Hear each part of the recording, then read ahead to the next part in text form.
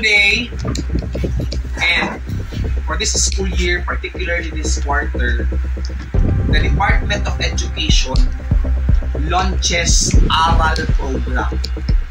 Sir, usa man ang ARAL program, sir, nga ginahingon mo. ARAL means Academic Recovery and Accessible Learning Program. ARAL. So, ang ibig sabihin ng ARAL?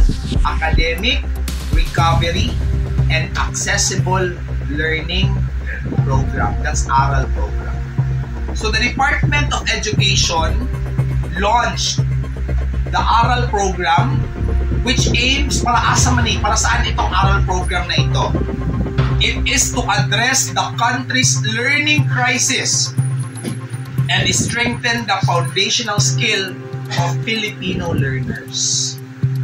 Ibig sabihin, para ma-address, para